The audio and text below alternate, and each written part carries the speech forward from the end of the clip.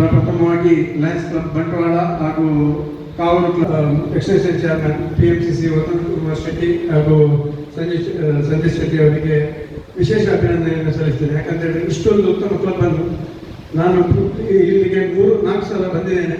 ನಮ್ಮ PMCC ವಸಂತ್ ಕುಮಾರ್ ಶೆಟ್ಟಿ ಅವರು ಯಾವಾಗಲೂ ಇಲ್ಲಿಗೆ ಬರ್ತಾರೆ. ಅಷ್ಟು ಮಾತ್ರ ಅಲ್ಲ, ಬಂಟ್ವಾಳದ ಹೆಚ್ಚಿನ ಸದಸ್ಯರು ಇಲ್ಲಿಯ ಕಾರ್ಯಕ್ರಮಗಳಿಗೆ ಭಾಗವಹಿಸ್ತಾರೆ. ಯಾಕಂತೇಳಿದ್ರೆ ಬಂಟ್ವಾಳ ನಮ್ಮ ಅಧ್ಯಕ್ಷರಾದ ಸರ್ವ ಸದಸ್ಯರಿಗೂ ಅಭಿನಂದನೆಯನ್ನು ಸಲ್ಲಿಸುತ್ತೇನೆ.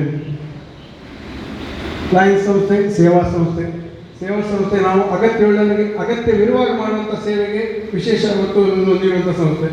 ವಿಷಯ ತುಂಬ ಇಷ್ಟಪಡ್ತೇನೆ. ಕೆವಿನ್ ಕಾರ್ಟರ್ ಅಂದರೆ ಒಬ್ಬ ಫೋಟೋಗ್ರಾಫರ್. ಅವರು 1990ರಲ್ಲಿ ಸೂಡಾನ್ನಲ್ಲಿ ಅವರಿಗೆ ಫೋಟೋಗ್ರಫಿಯಲ್ಲಿ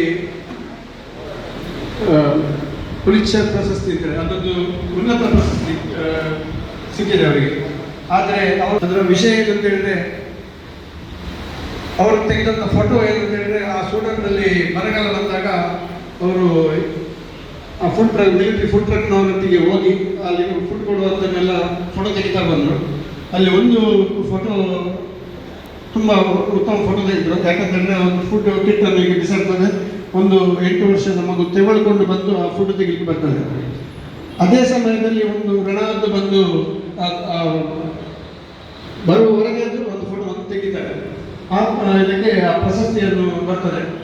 ಪ್ರಶಸ್ತಿ ಬಂದ ಮರುದಿವಸದಿಂದ 150 ಲಕ್ಷಾಂತರ ಜನರು ಅವರಿಗೆ ಫೋನ್ ಮಾಡಿ ಕೇಳ್ತಾರೆ, ಮುಂದೆ ಏನಾಯಿತು, ನೀವು ಫೋಟೋ ತೆಗೆದಿದ್ದೀರಿ, ಅದ್ರ ಮುಂದೆ ಏನಾಯಿತು, ನೀವು ಆ ಮಗುವನ್ನು ಬದುಕಿಸಿದ್ದೀರಾ, ನೀವು ಆ ಫುಡ್ಡನ್ನು ಮಗುವಿಗೆ ಸಿಗುವಾಗೆ ಮಾಡಿದ್ದೀರಾ, ರಣಹದ್ದನ್ನು ಓಡಿಸಿದ್ದೀರಾ, ಅದನ್ನೆಲ್ಲ ಕೇಳಿ ಅವರು ಡಿಪ್ರೆಷನ್ನಲ್ಲಿ ಆತ್ಮಹತ್ಯೆ ಮಾಡಿಕೊಂಡ್ರು. ಯಾಕಂತಂದರೆ ನಾನಲ್ಲಿ ಹೋಗಿ ಆ ಸಹಾಯ ಮಾಡ್ತಿದ್ರೆ ಅಟ್ಲೀಸ್ಟ್ ಆ ಮಗು ನಮ್ಮ ಜೀವನ ಉಳಿತಿತ್ತು ಅಂತ ಹೇಳಿದ್ರು.